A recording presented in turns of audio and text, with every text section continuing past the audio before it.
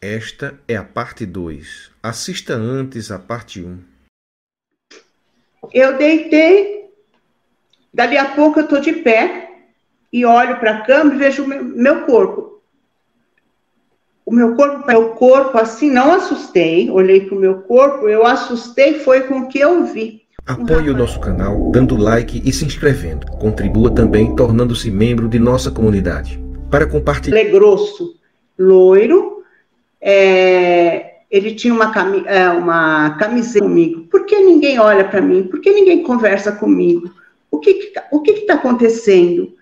E eu olhei para ele e eu me assustei. Agora, recentemente, eu tive um sonho, recentemente, assim, pode fazer uns 2, 3 meses, um sonho, onde eu adentro num quarto, que seria assim, tipo um escritório, mas um escritório de casa, onde tem uma biblioteca pequena, onde tem uma mesa em L, e vejo um rapaz sentado na cadeira. Ele está com uma camisa azul royal, mas não é aquele azul royal forte, era um azul royal muito lindo, mas era como se fosse de voal, sabe? Não era um tecido pesado. Uhum. E ele estava de costas, e eu olhei, e aí ele foi virando assim devagar, Paulo, foi virando. Conforme eu fui vendo o perfil, eu fui olhando bem para o rosto, para o perfil dele. Quando ele virou de frente, eu reconheci aquele rapaz que eu tinha visto em casa. Eu assustei, acordei taquicárdica. De novo com taquicardia. Uhum. Tá aí que os conhecimentos a gente sabe, chega na hora, a gente tem esses... Porque eu nunca imaginei que eles tivessem... É assim, eu falei, mas por que você assustou? Porque eu nunca imaginei que ele tivesse num quarto de um escritório, tipo um home office, fazendo as coisas ali. Ele foi virando devagar, ele sabia que era eu. Porque ele foi virando e foi abrindo um sorriso.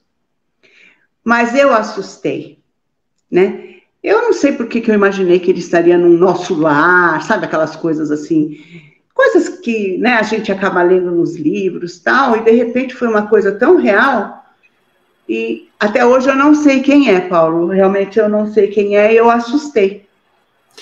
É provável que seja alguém que tem alguma ligação com você, né? Porque aparecer assim 2 vezes próximo a você, né? Na primeira vez, ali naquele ambiente onde você estava dormindo, que você só viu porque você estava fora do corpo, né? Sim. E dessa vez você que foi ao encontro dele, né? Do lugar onde ele estava. Então tem alguma relação. Você pode não lembrar, pode não saber quem eu não sei, realmente eu não lembro. Mas é eu não sei, que eu sei que eu me assustei. Quando eu vi que era ele, eu me assustei. Aí eu levantei, e quando eu assustei, eu falei, mas como? Não está lá onde eu pensava que tivesse, que já tinha sido ajudado, que já estava tudo bem. Eu não sei o que eu pensei. Pelo jeito, ele já estava com outro estado emocional, porque sim, no primeiro ele estava perturbado, diferente. agora ele estava tranquilo, até sorriu para você, tranquilo, né? Sim, conforme ele foi... Ele sabia que eu estava lá, Paulo, porque ele virou já sorrindo. Talvez tenha sido até uma resposta para você, né? Se na primeira vez ele estava perdido, confuso, agora ele estava tranquilo e talvez seja uma resposta para que você também ficasse tranquilo em relação a ele, né? Pode ser, mas eu ainda sinto que tem mais alguma coisa, porque eu não precisava ter me assustado. Tem alguma coisa aí, que eu não sei dizer o que é. É provável que haja uma relação entre você e ele, de alguma coisa de vida passada, alguma coisa assim. Pode ser, pode ser. Bom, eu tenho sonhado muito, muito, muito ultimamente, nossa, ultimamente bastante. Mas eu vou falar aqui de um tratamento, porque assim, eu sempre fui muito alérgica, desde pequena. Eu nunca pude ter animais. Eu nunca pude ter um cachorrinho, um gatinho, porque eu tinha alergia, e aí eu tinha uma bronquite asmática, aí eu acabava que tinha que entrar na cortisona, então nunca pude ter animais. Bom, agora eu tenho, não tenho mais a alergia, não tenho mais a bronquite. Passou, né? Passou naturalmente. Acho que não. Na verdade, eu fiz 2 tratamentos. Fiz uma cirurgia espiritual e fui numa senhora que me indicaram que fazia uma cura com pirâmides. Não vou falar da cirurgia espiritual, com todo respeito. Eu vou falar dessa senhora com pirâmides porque me aconteceu um fato ali diferente. Então, assim, eu contei para ela o que estava se passando e aquilo era muito frequente. Várias vezes meu marido tinha que sair correndo comigo para o hospital. E alguém me indicou e ela morava muito próximo da onde eu morava. Muito próximo. Então, assim, na questão de uns 3 quarteirões, eu já estava no edifício onde ela morava, lá do Sumaré. Eu sei que eu fui lá, conversei com ela, expliquei, ela falou assim, vamos fazer uma meditação com pirâmides?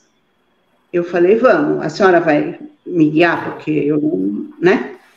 Sim, eu vou te guiar e você vai fazer a meditação. Eu vou começar e depois você vai por conta, só para você fazer o relaxamento, eu vou guiar o seu relaxamento. E eu sei que ela guiou o meu relaxamento, eu não sei o que foi que ela falou. Paulo, eu fui parar no universo. Literalmente, eu estava abraçando a Terra com a minha consciência, porque eu pegava todo... É perímetro que chama? O perímetro da Terra.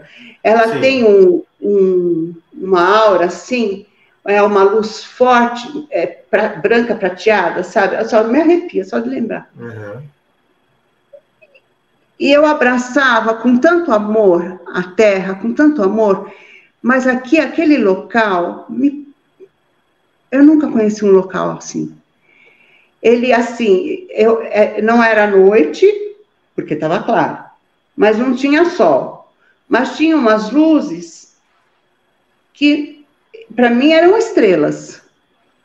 Uhum. Eu não sabia te dizer em que momento isso era, mas era assim, era um lugar com um tom amarelo alaranjado, a terra imensa, aquela coisa imensa no espaço, e eu abraçada, assim, abracei com o meu corpo todo, né, assim, a volta dela toda. Uma paz, um bem-estar, um amor.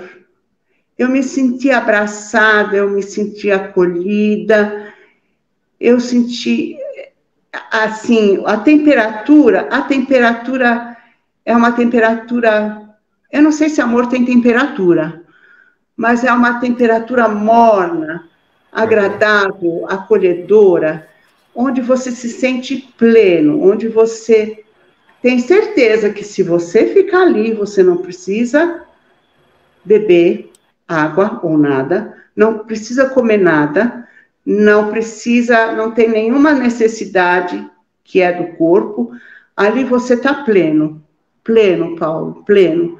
Eu nunca senti isso na minha vida e acredito que não vai sentir. É uma coisa maravilhosa. Eu estava no espaço, Paulo. Eu vi as estrelas, a Terra ela toda iluminada, ela não tinha uma parte clara, uma parte escura, ela era toda iluminada. O que eu via dela era, assim, o azul das águas, muito longe, o azul das águas, e o delineamento dos continentes. Era isso que eu via. E um bem-estar imenso. E aí, depois, eu acordei lá. Não falei nada para ela também. Quer dizer que tanto você abraçou a Terra, como se sentiu abraçada também, por algo. Eu fazia parte de tudo, e tudo fazia parte de mim. Tá. Eu fazia parte daquilo tudo. Era como se todos nós fizéssemos parte do todo, sabe assim? Uhum. Tudo fosse um, né? Oi? Como se tudo fosse uma coisa só. Sim. Um único ser existente. Sim, e muito amor. muito amor, mas muito amor, um amor que supre todas as necessidades físicas e espirituais que a gente possa conceber nesse momento. Muito amor, mas muito amor. Eu não tenho, eu acho que alguém já deve ter descrito isso para você. É muito difícil você colocar em palavras esses sentimentos, porque não são sentimentos comuns aqui, entende? Eu já vi muita gente tentando falar, descrever isso, sem conseguir, né? Não consegue, não consegue. Bom, eu sei que depois disso eu voltei. Não me senti entrando no corpo, também não me senti saindo do corpo. Eu voltei. Depois ela conversou comigo, perguntou se eu estava bem, eu disse que sim. Não falei para ela o que eu vi. Eu sei que ela foi me mostrar um raio-x no armário dela, mostrando a coluna e dizendo que ela foi recuperada com o tratamento de pirâmides, porque qualquer médico que olha o raio-x dela diria que ela estaria tetraplégica, mas ela não estava. Eu falei assim, eu espero que dê certo. Bom, deu certo. Eu fiz cirurgia espiritual, fiz esse tratamento com pirâmides. De alguma forma, a espiritualidade me ajudou, porque eu tenho gatos, tenho cachorros e não tenho alergia. E esse tratamento com pirâmide foi uma vez só? Não teve mais? Uma vez só. Uma vez só. E a cirurgia, uma vez só também. Espiritual. Uma vez só. E foi em São Paulo. Em algum... Eu não lembro nem o bairro qual é. Não lembro. Teria que perguntar para o meu marido. O meu pai já não tenho mais como perguntar, porque já faleceu, né? Tem. Mais uma coisinha. Trabalhando nesse local, eu atendia os clientes, a gente chama de clientes pacientes, né? Uhum. Então, eu estava atendendo um paciente, um senhorzinho, já que eu conhecia a esposa, mas nunca tinha ido à casa dele e nunca fui. E conversando com ele, levantando o histórico alimentar, perguntando algumas outras coisas, de repente fez zup, assim, zup.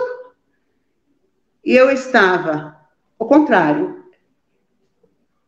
ele no local onde eu estava e eu no local onde ele estava, só que em outro lugar. Ele estava atrás de uma mesa de madeira, tinha uma biblioteca atrás, tinha muitos papéis pela mesa e nós estávamos conversando. Eu não sei o que nós estávamos conversando.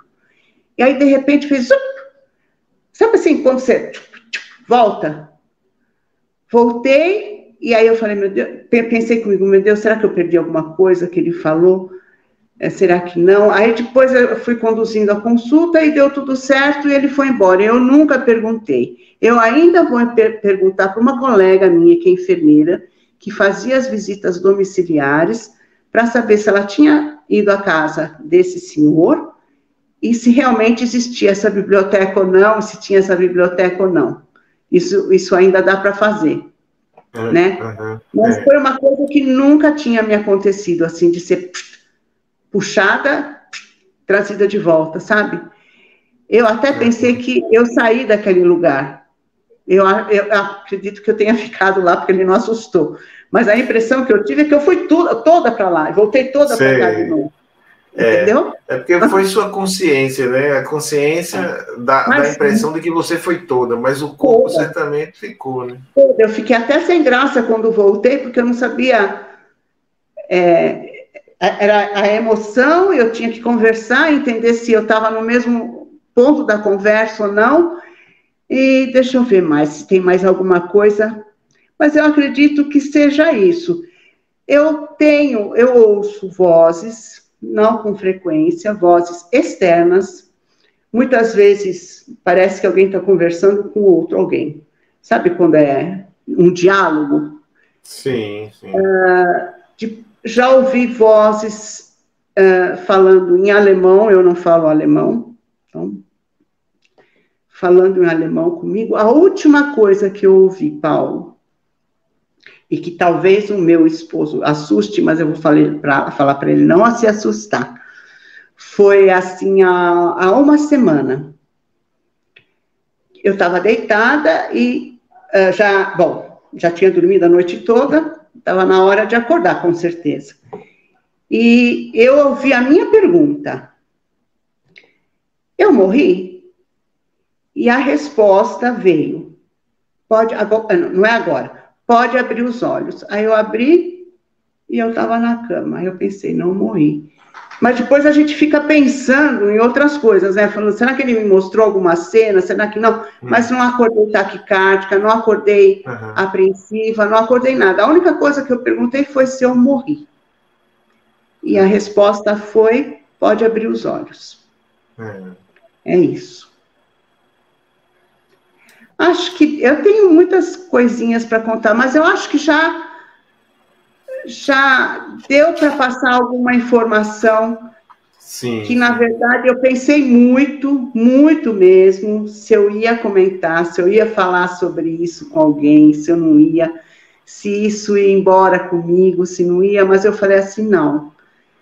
Se aconteceu comigo, se toda essa espiritualidade foi tão carinhosa comigo, não que eu não tenha tido momentos muito difíceis, mas eu sempre me senti muito amparada.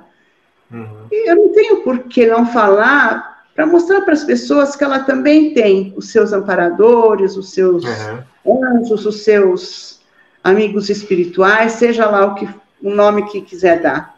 Né? Que todos nós estamos amparados, nós não estamos sozinhos. Com certeza nós não estamos sozinhos. É verdade. Tem muita gente torcendo por nós. Sim, sim. Eu costumo até dizer o seguinte, que a gente vive aqui na Terra mais ou menos como os astronautas vivem no espaço, digamos, na estação espacial, orbital, ou na Lua, né, onde já foram aí uma vez e pretendem voltar. Lá em Houston existe, nos Estados Unidos, um centro, né, de controle, onde tem todos os sensores, câmera, monitores, né, de tudo que está acontecendo com os astronautas quando eles vão para o espaço. E tem uma turma que está trabalhando ali o tempo todo, até quando eles estão dormindo, esses controladores estão trabalhando aqui, né, no centro de controle. Sim. E quando surge um problema lá, eles ajudam aqui a resolver, né?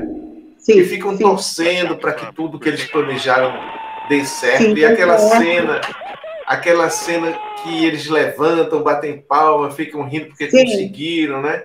Eu vi isso em filmes. A gente vê isso muito em filme ou em reportagens. Sim. Então é mais ou menos isso.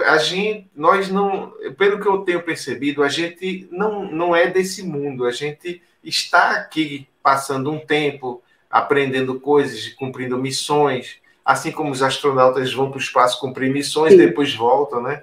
Então é sempre assim. A partida deles é muito festejada, o retorno é mais festejado ainda. Não é? As vitórias que eles conseguem lá de cumprir suas metas é sempre festejada. Então eu acho que nós temos também uma equipe de controle que fica no mundo espiritual, que são nossos irmãos, nossos companheiros de trabalho, e a gente é enviado em missão, mas atrás de nós tem uma equipe inteira que cuida, né?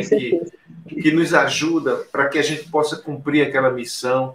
E os problemas que vão surgindo, eles vão solucionando com a gente e vão vibrando quando a gente consegue resolver e vão ficando preocupados quando surge algum problema aí no meio, né, do caminho.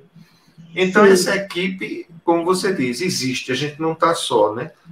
Não. E agora, poucos têm um aparelho de conexão com eles tão bem desenvolvido que possa estar vendo isso. E possa estar se comunicando com ele, ouvindo a voz deles, como você escuta, né?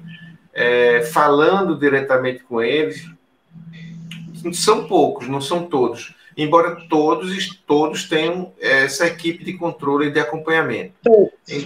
Embora todos estejam mergulhados num oceano de energia, de vida, né? de múltiplas vidas e dimensões, mas poucos têm sensores para perceber isso. Então, a única diferença é isso, a percepção, mas todos estão na mesma condição, né? Agora, Você parece, e foi muito oportuno a gente falar aquilo que você não ia falar sobre o Krishna, o Hare Krishna, né? Não ia falar. Você não ia falar, mas eu acho que foi muito oportuno, porque aquilo mostra que eles perceberam que você, não Ivanda, né? Mas a sua linhagem de vidas passadas.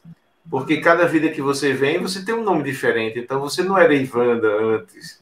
Talvez fosse até Ananda, quem sabe o nome... Os nomes do hinduísmo terminam em Anda, né? Ananda, Ivektananda, tem muitos nomes terminados em Ananda. E tem um significado isso no sânscrito, né? Que é a língua deles. Tem um significado. Depois eu vou até olhar o que é que significa Ananda. Então, certamente você tem um histórico aí de vidas passadas bastante já desenvolvido, né? Você já se desenvolveu bastante e veio agora trazendo toda essa bagagem como um instinto, né? E você não sabe de onde vem. Não lembra, né?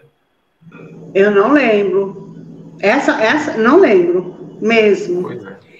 A da doutrina, eu li, parecia que eu estava relendo o livro. Estava relendo o livro. E essas coisas que me aconteciam, eram naturais para mim. Uhum. Sim. E, bom, agora, e eram só minhas, agora não serão só minhas. Serão de todos que vão assistir. Eu espero que isso ajude as pessoas a entenderem. Eu gostei dessa analogia que você fez. Dos astronautas? Missões.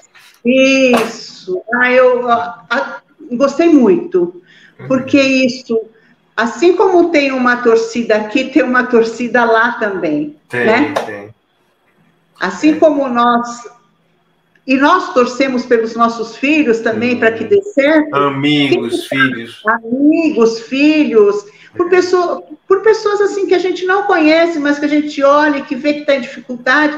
Às vezes é uma frase, às vezes é um carinho, um sorriso. Uhum. E que aquele dia já valeu por tudo, né? Então a gente se sente bem fazendo as coisas boas. Uhum.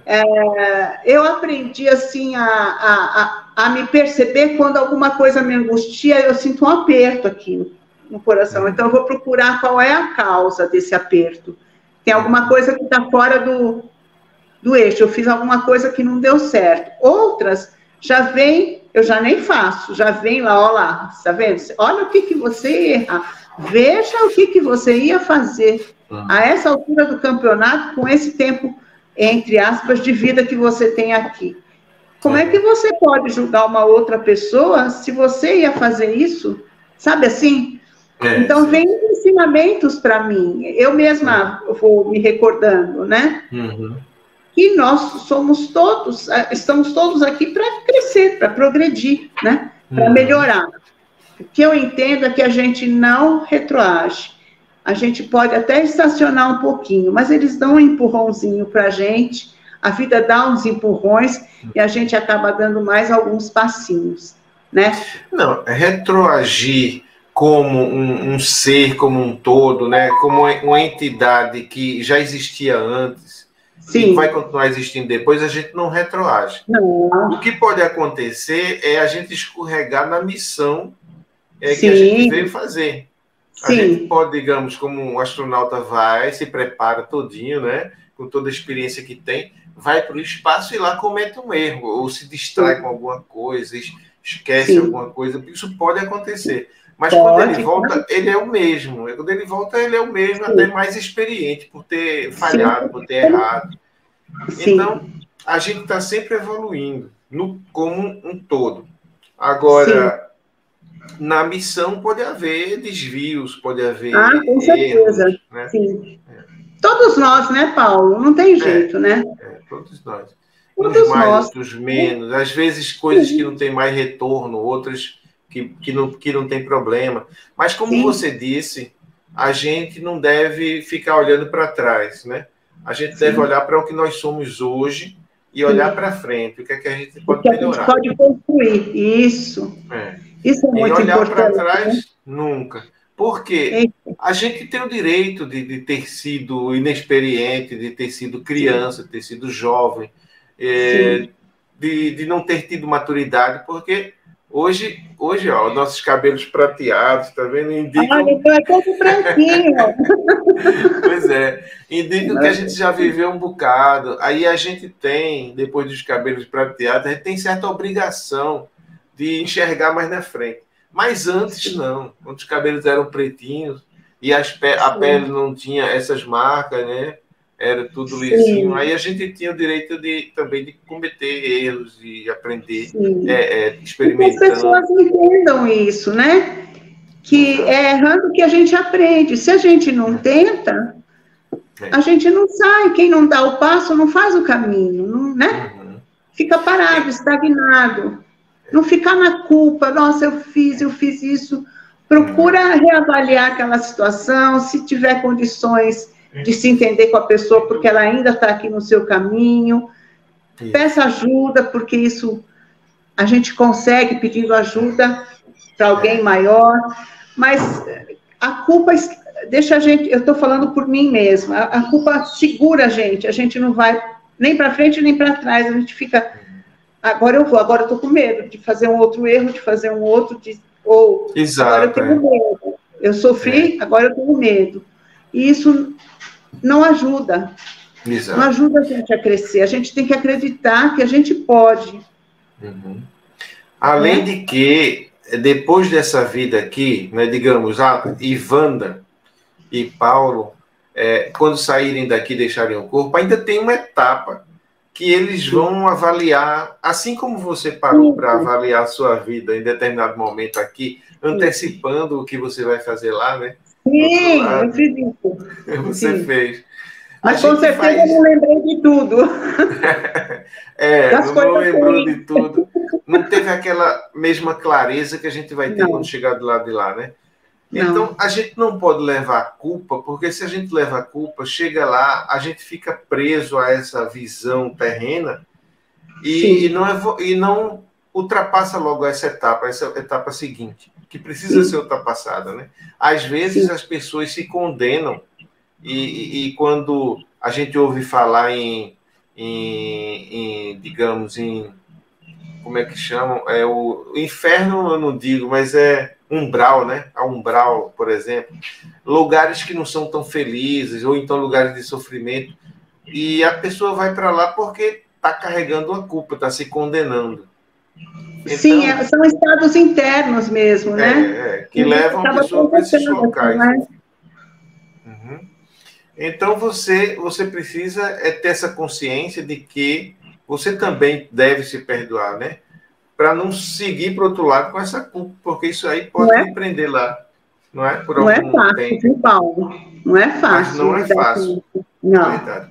Quando você comete determinados erros, fica difícil de você aceitar, né? Mas tem que fazer esse esforço. Sim. Tem que fazer esse esforço.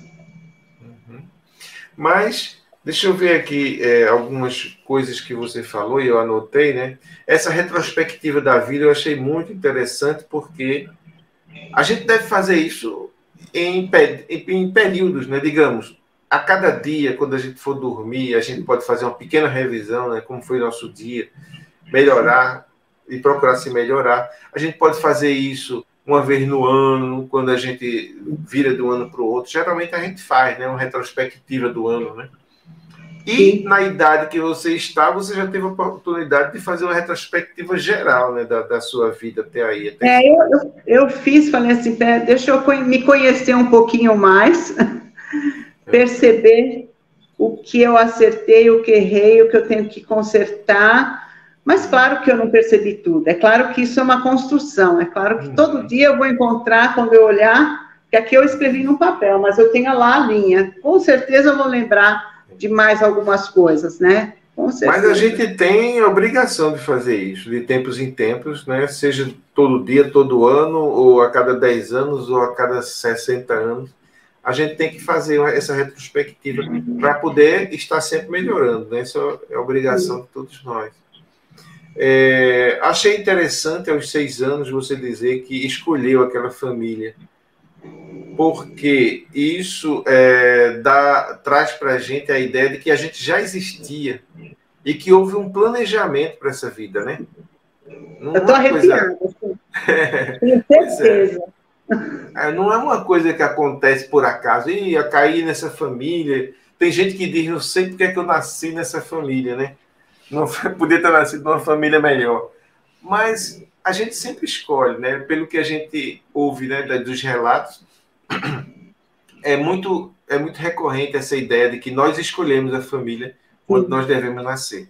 Mesmo que a família seja complicada, mesmo que o pai seja difícil, a mãe, seja os irmãos, mas a gente precisava passar por aquela experiência, por alguma razão.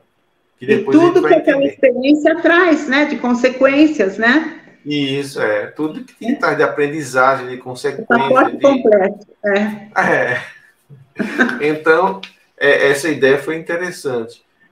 E você ainda foi diferente, porque você foi adotada, né? Você teve uma família biológica e uma família onde você conviveu. Não conheceu, né? Não, porque eu fui direto para essa família. Que é a minha família. Aliás, eu tenho 2 famílias. Uma que me deu a oportunidade de encarnar, né? De chegar aqui na Terra e assumir um compromisso. E a outra que me acolheu de todas as formas, com maior carinho, com muito amor, e que eu agradeço muito aos 4 que já estão, acredito eu, né? 2 eu sei que estão, os outros 2 eu não conheço. Mas eu rezo muito por eles, peço a Deus que os ilumine, né? Um casal foi a nave que te trouxe, né? A tua mãe biológica foi a nave, né, que trouxe você de onde você veio. E a mãe que lhe criou já estava aqui lhe esperando. Quer dizer, foi uma colaboração entre famílias, né? Aí, mesmo que elas nem percebam, não se conheçam, mas houve um planejamento para isso, né? Sim. Com certeza. Tenho certeza absoluta.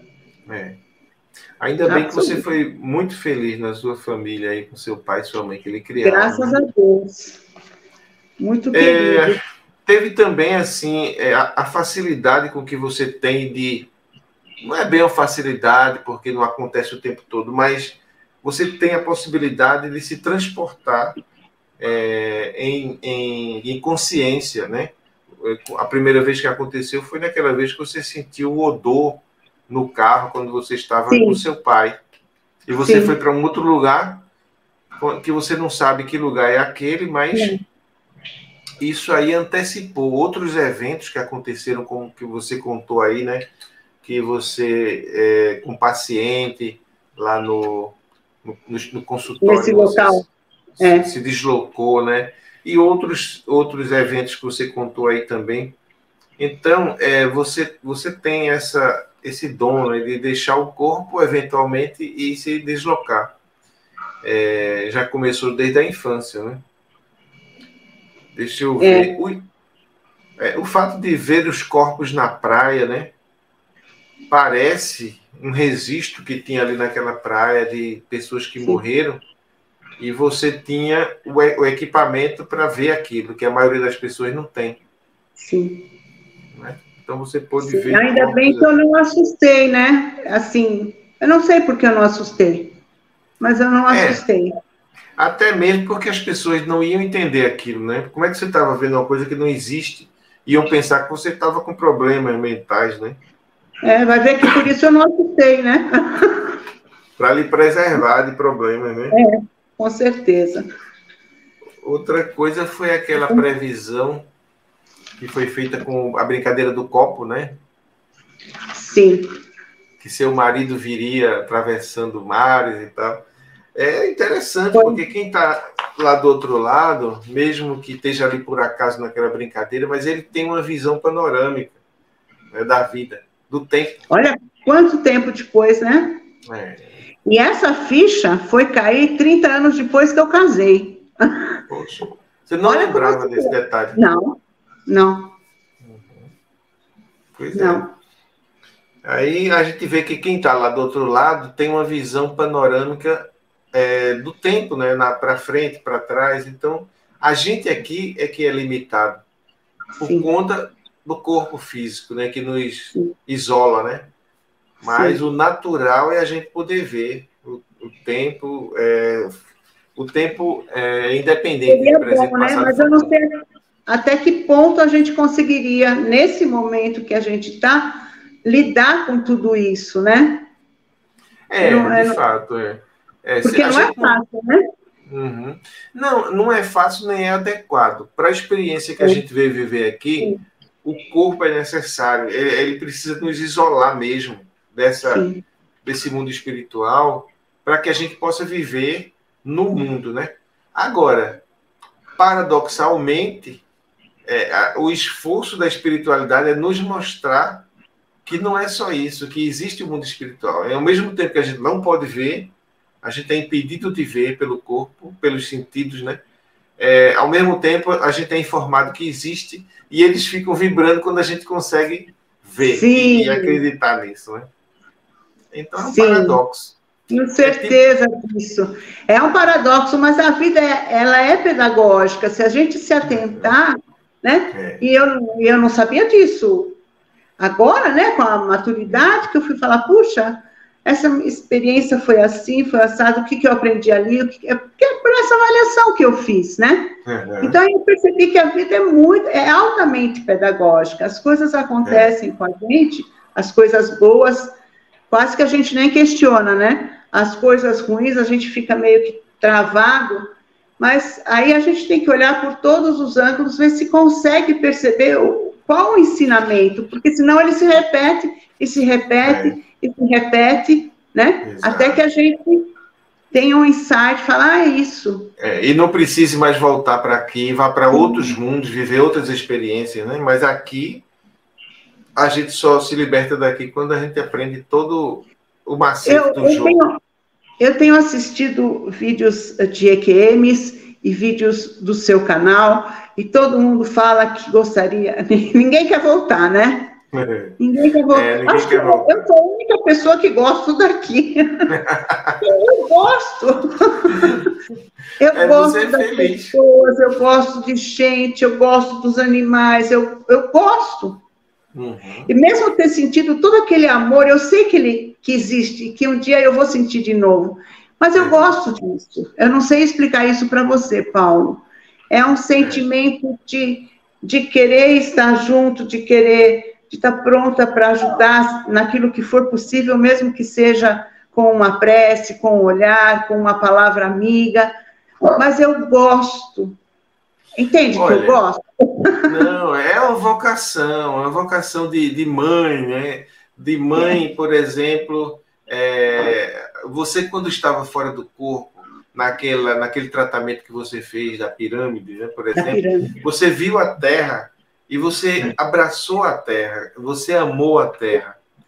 Isso aí reflete esse amor que você tem. Você está aqui agora, nesse momento você está encarnada dentro do planeta, você é o próprio planeta, né? Porque o seu corpo é apenas uma forma do planeta, né? Está se expressando, uma célula do planeta. Então, está coerente o sentimento que você tem enquanto está aqui com aquele que você estava quando esteve fora, né? No espaço. E você amou a Terra e abraçou a Terra. Então, mostra que a sua vocação é essa, né? A vocação está aqui trabalhando, né? Por amor. Eu gosto, muito, muito mesmo. Às vezes a gente vê escrito em redes sociais, principalmente quando você está mais vinculado à causa animal, falando assim, ai, o ser humano é insuportável, ai, devia só existir animal, né? Assim, eu não sei se você já entrou em algum lugar, em alguma rede. Já. Uhum. Aí eu penso comigo, meu Deus do céu, se eu não acreditar no ser humano, eu não acredito em mim. Em mim mesmo, porque eu sou um ser humano em construção, né? Eu estou me construindo para me tornar cada vez mais humano, no sentido humano da palavra, né? Se eu desacreditar, quem é que vai acreditar? Então, porque, assim, de fato, o ser humano, ele é um passo além do animal. Porque o animal, ele vive naquele estado de perfeição, mas uma perfeição sem consciência. Sim. Um cachorrinho é um animal tão amoroso, tão afetivo, sim, transmite tanta coisa boa para a gente, mas ele não tem condições de refletir sobre aquilo, sobre sim, o bem e o mal. Ele não tem como escolher entre o bem e o mal, ele faz tudo instintivamente. Sim. Né? Às vezes ele faz não sabe da morte. Não sabe da morte, do nascimento, não sabe nada.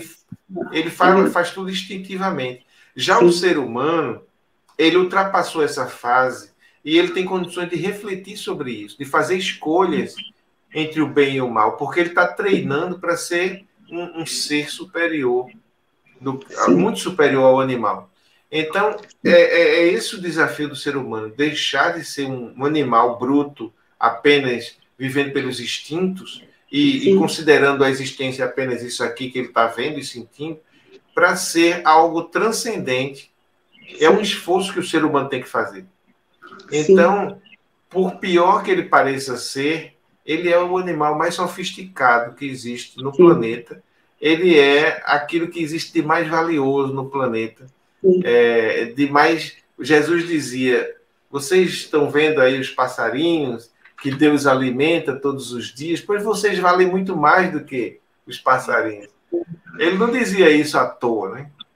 Sim, todos nós temos esse fragmento divino, mesmo aquelas pessoas que hoje estão num momento de erros atrás de erros e cometendo bobagens e assassinatos, vamos falar assim.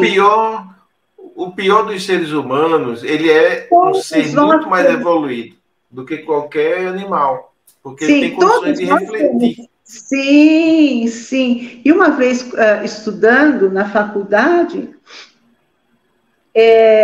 eu lembro que um professor, eu não lembro mais se era um professor de filosofia ou o que era, mas ele falou assim que todos nós estamos aqui para aprender alguma coisa. E cada um tá na primeira, um tá no berçário, outro tá na primeira série, outro tá, sei lá, no maternal, outro está no colegial, outro está na faculdade, mas todos nós, mesmo aquele que faz atrocidades e que a gente não consegue entender o porquê de tudo isso, ele tem alguma coisa, nem que seja um objeto, ou um cachorro, ou qualquer coisa que ele ame. Ele já conheceu o amor. Mas num fragmento muito pequeno. Ele fala, é muito difícil, mesmo aquelas pessoas que estão nas condições mais precárias da evolução humana, não terem alguma coisa que eles gostem, nem que seja um amuleto, nem que seja um revólver específico, nem que seja uma faca específica, que é aquela faca da sorte, eles têm. Então, eles têm aquela pontinha. Mas todo mundo tem o seu tempo, né? De expandir, né? Agora, então, por que a gente está tudo aqui misturado? Desde daqueles que estão no jardim da infância, aqueles que estão no doutorado, no pós-doutorado, tudo misturado. Porque se fosse tudo igual, a gente demoraria muito mais a evoluir. Muito mais. Um puxa o outro, assim. É que nem o mundo da caverna. Um puxa o outro. Vamos. Exatamente. Já encontrei, já subi, né? Vamos por aqui, que é aqui mais fácil. É isso. E quando você falou de Jesus como modelo, né? Jesus é uma meta, é um modelo do ser humano. Sim. Sim. A Bíblia diz assim, se o ser humano se perdeu em Adão, né? Ele se reencontrou em Jesus Cristo, né? E, de fato, faz sentido isso, né? Adão é apenas um símbolo de um ser humano ainda no estado primitivo, animal e inconsciente. Ele vivia no paraíso ali sem consciência do bem e do mal, como os animais vivem hoje, né? Estão todos aí no paraíso. Mas o ser humano, ele passou por um processo evolutivo que deu um salto. Esse salto expulsou ele do paraíso, daquele paraíso tranquilo ali, estagnado, onde ele vivia, e agora, com o suor do próprio rosto, errando, aprendendo, apanhando, sofrendo, e gozando também das coisas boas, ele termina evoluindo para um ser que não é mais animal, né? É um ser divino que vai certamente ter outras funções no grande reino, né, de Deus. Então, se um ser conseguiu chegar lá, nós também vamos conseguir. Leve o tempo que levar. Mas a gente chega. Uhum. Né? A gente precisa caminhar. Uhum. E esse é o sentido da vinda de Jesus, né? Muitos dizem, se existir reencarnação, então foi inútil a vinda de Jesus. Mas não foi, porque Jesus não derramou o sangue dele para que o sangue nos salve de uma forma mágica, como se Deus tivesse, digamos, agora eu estou satisfeito, eu vi sangue do inocente cair, vou perdoar os seres humanos. Não é por aí.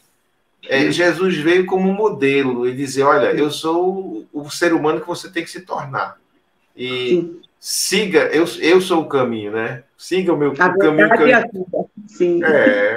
Siga o caminho que eu estou indicando e você vai vencer também, assim como eu venci. Sim. Então, esse é o sentido da vinda de Jesus. Não tem nada a ver com reencarnação, com salvação. É um modelo, nesse momento, de ser humano, no qual a gente precisa olhar e falar assim, um dia eu chego lá, mas eu preciso fazer essas reavaliações, tropeçar, cair, levantar. A gente sempre tem alguém do lado que nos ajuda a levantar, tem uns que empurram, mas os outros ajudam, e assim a gente vai. Exatamente. E aqueles que empurram, que pensam que estão fazendo mal a gente, estão nos impulsionando para frente, para onde a gente tem que ir, nos desafiando.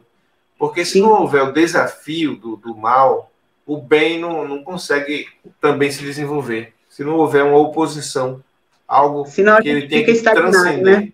Né? Uma das funções do mal do mundo é exatamente desafiar o bem para que o bem possa evoluir. Então todos se ajudam, né? Os mais baixinhos, os que estão ainda atrasados, desafiam os que estão mais adiantados.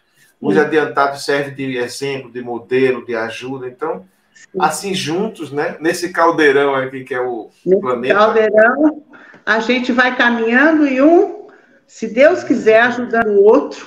Exatamente. A crescer, né? Cada um dentro dos seus limites, dentro dos seus limites próprios e dentro dos limites, sei lá, da onde vive, né?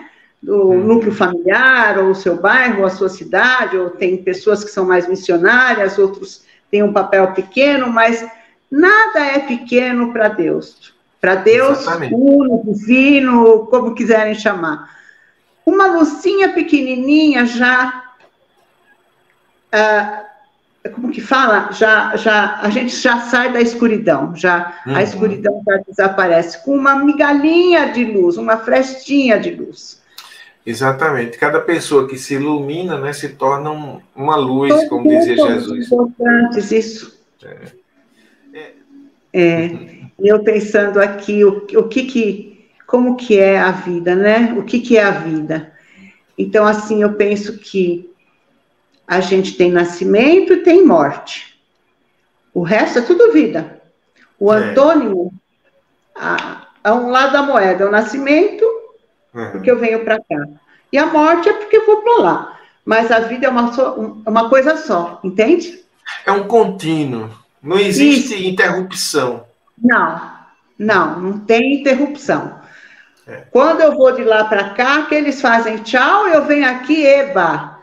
Quando eu saio, esses daqui fazem, e aqueles lá venha. Exato, mas não tem um momento em que você deixa de existir, começa a existir, não. É um contínuo, né? É um contínuo. Verdade. Então, é isso. Eu acho que seu passado aí, pelo que você falou, pelo nome, tem alguma coisa lá pela Índia, sabe? Talvez você tenha sido... Eu não tenho nada. Sabe como eu não tenho? Sabe o que eu gosto, Paulo? O que me atrai? Sabe aquelas casas que tem um porão? É porão que fala que fica embaixo da calçada? que tem aquelas gradinhas. Sim. Nossa, eu devo ter vivido em algum momento num lugar assim, foi muito bom, porque eu olho aquilo e falei, nossa, como eu gostaria de viver ali. Sabe assim, que a janela dá na rua, assim.